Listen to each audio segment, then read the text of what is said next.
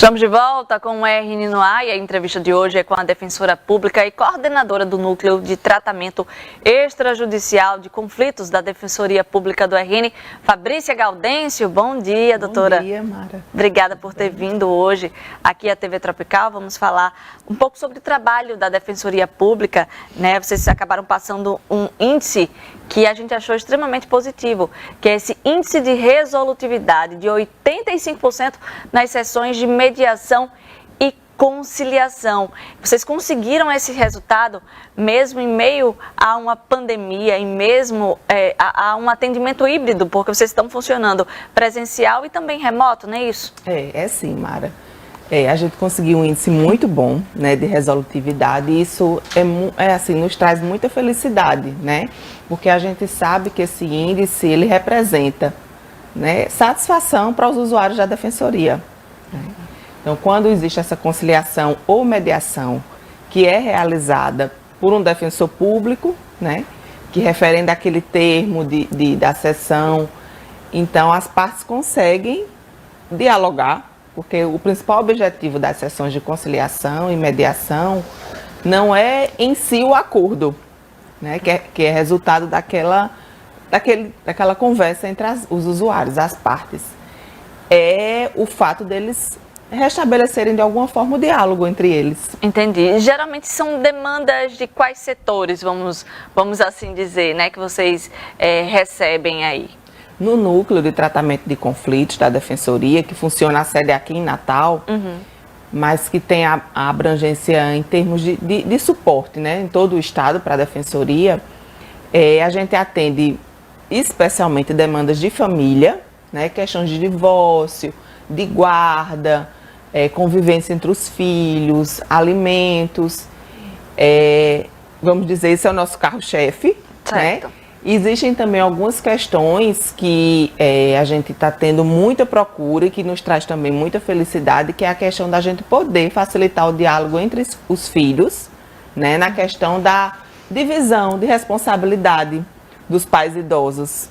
É porque a população está envelhecendo, né? Então, como a população está envelhecendo e muita gente ainda está ali, muitos filhos ainda estão ali naquela população economicamente ativa. Então, foi algo que você falou que me chamou a atenção. Meu Deus do céu, a divisão de responsabilidades, né? A gente vê, às vezes, uma dificuldade deles, por eles mesmos, né?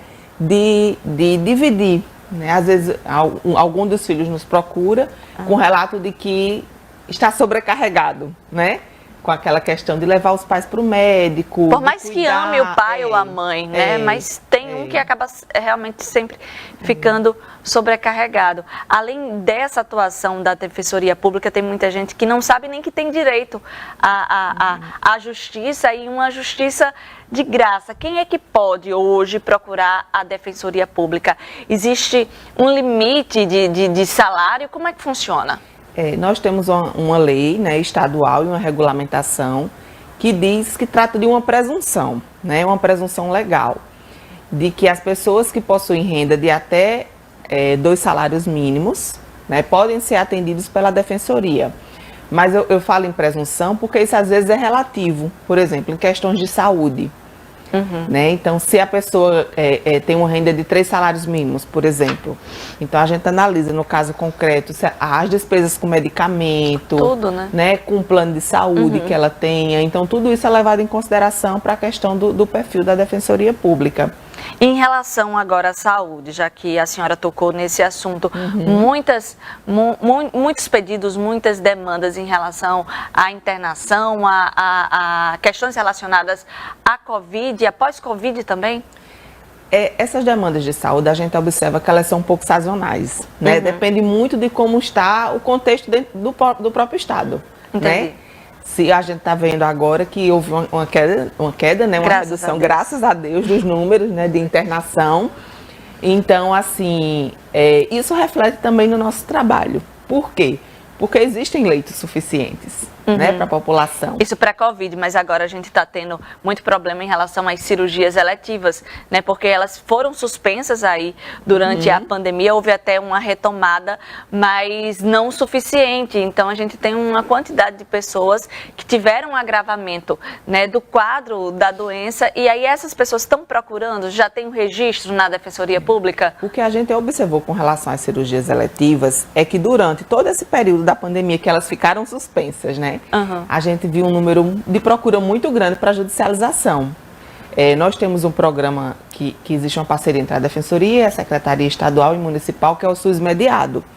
Então, assim, muitas demandas a gente consegue resolver sem judicializar. Mas outras, por exemplo, como as cirurgias eletivas que estavam suspensas, não tinha como a gente fazer essa mediação e acabava judicializando. E aí a gente observou um aumento nessas demandas, sim, de fato. Fabrícia Gaudêncio, defensora pública do RN, muito obrigada, viu, pela sua participação, pela sua entrevista hoje aqui no RN no Ar. Parabéns pelo trabalho, estendo os parabéns a toda a equipe, tá? Obrigada.